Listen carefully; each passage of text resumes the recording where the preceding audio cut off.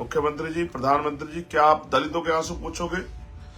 ये कहने वाले कि दलितों को मत मारो, मुझे मार लो, ये बातें करने वाले प्रधानमंत्री जी, क्या आपका दिल पसीजा? जब 17 साल के बच्चे के साथ खून की होली आपकी उत्तर प्रदेश की डबल इंजन की सरकार की पुलिस ने खेली। ये अन्याय कितने दिन चलेगा? दलितों की हत्याएं कब तक होंगी? पिछड़े मुसलमानों और आदिवासियों की हत्याएं कब तक होंगी? इसका जवाब भी उत्तर प्रदेश और केंद्र की डबल इंजन की सरकार को देना चाहिए।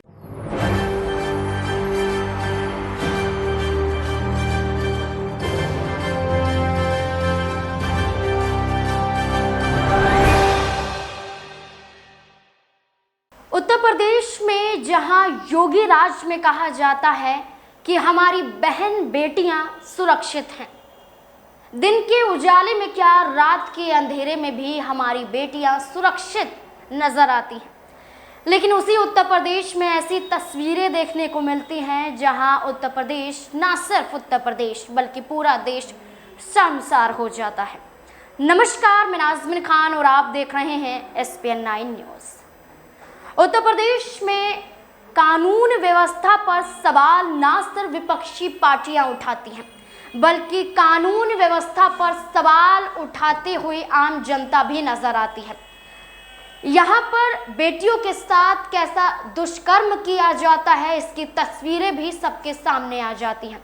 हाथरस का उदाहरण देते हुए चंद्रशेखर आजाद किस्सा सुनाते हैं कि कैसे यहाँ पर एक रेप पीड़िता को रात के अंधेरे में जला दिया जाता है ताकि सबूत ना हाथ लग सके कि अपराधी के खिलाफ यहाँ पर सबूत मिल जाएं और उस सलाखों के पीछे पहुंच जाए।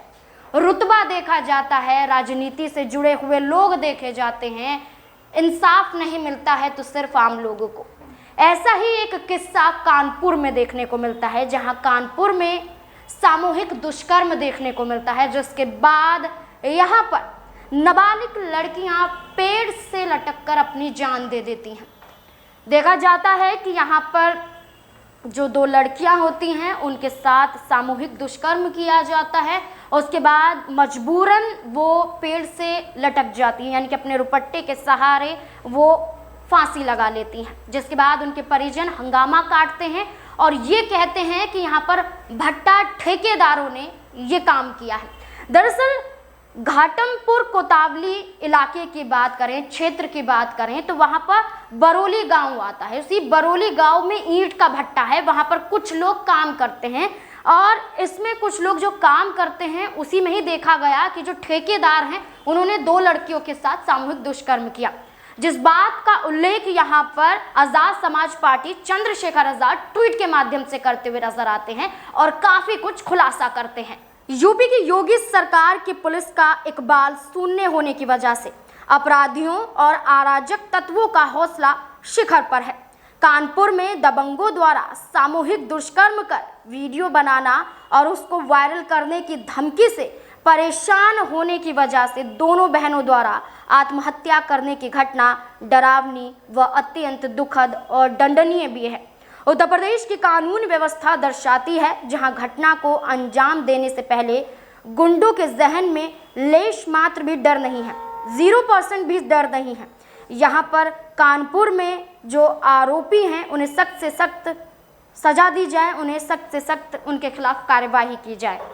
चंद्रशेखर आजाद यहां पर कार्यवाही की मांग करते हुए ट्वीट के माध्यम से कहते हुए नजर आते हैं। कार्यवाही की मांग ना सिर्फ कानपुर में हुई घटना को लेकर करते हैं बल्कि रामपुर में दलित युवक की हत्या के मामले में भी चंद्रशेखर आजाद मुखरता से बोलते हुए नजर आते हैं। क्या कुछ कह रहे हैं, देखिए जरा।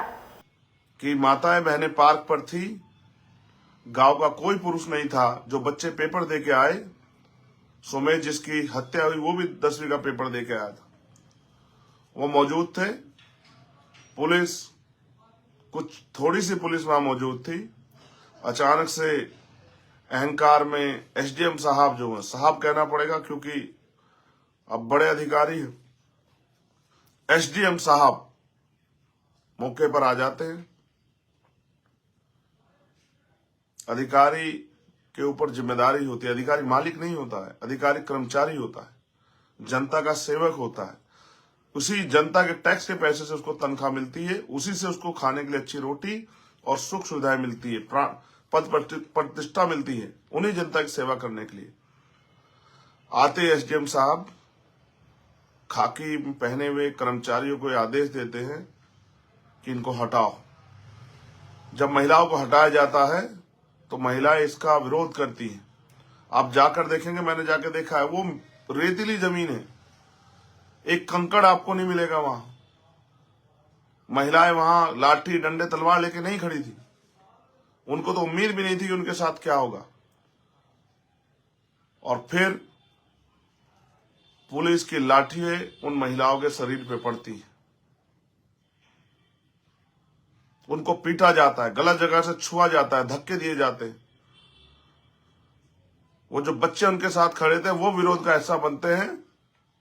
आप महसूस कीजिए, लॉ एंड ऑर्डर मेंटेन के नाम पे जो तांडव वहां हुआ, नरसंहार जो हुआ वहां, उसको भी आप समझिए कि आपने कहीं नहीं देखा होगा। पूरे देश में हजारों घटनाएं हमने देखी हैं।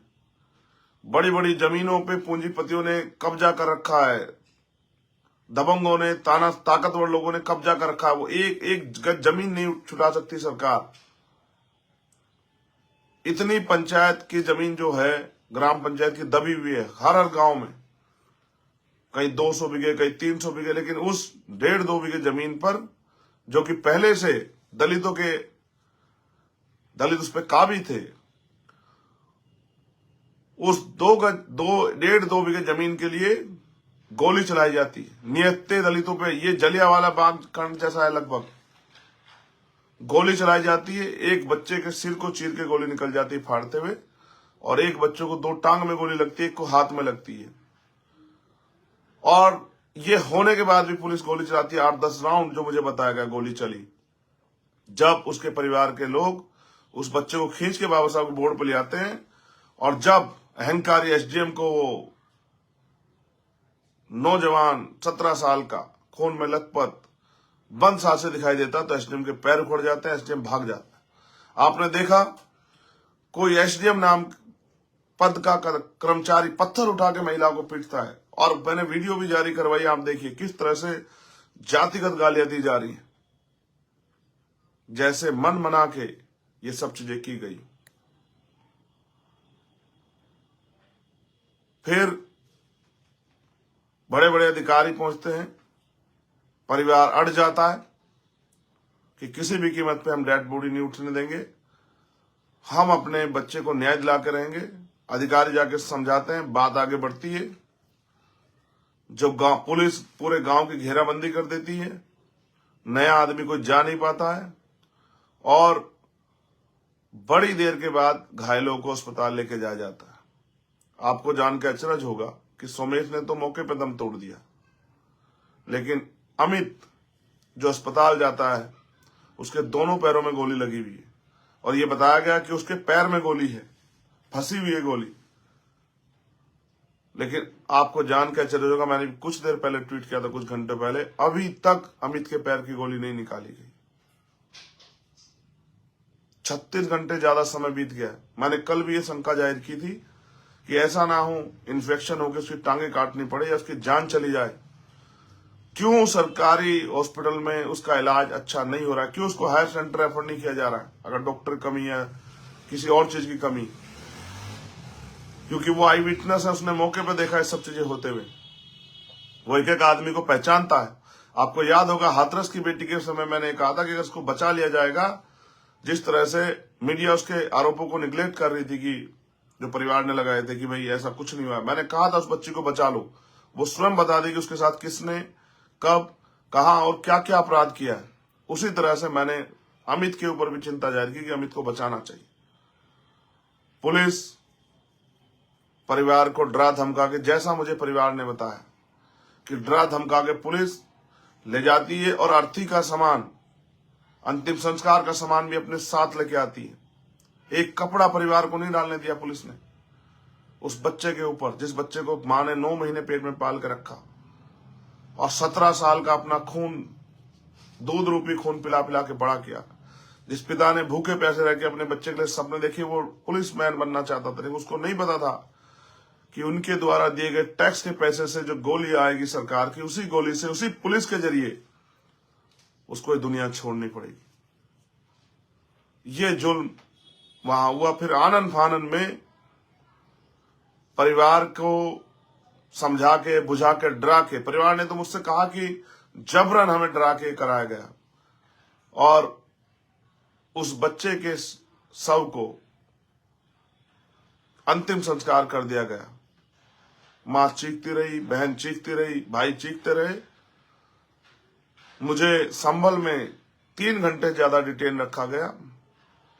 मैं लड़ता रहा कि मुझे जाना है, जाना है। फिर जब मैं वहां पहुंचा, मैंने परिवार से बात की, तब उन्होंने मुझे सारी बात बताई। आपको जान के बड़ा अचरज होगा कि नालायक कर्मचारी अधिकारियों का दिल तब भी नहीं पसीजा उस एफआईआर में। उनकी जो मांगे हैं वो तो सीधे सच्चे लोग हैं, उन्होंने किसी के खिलाफ मुकदमा नहीं दर्ज कराया अभी तक।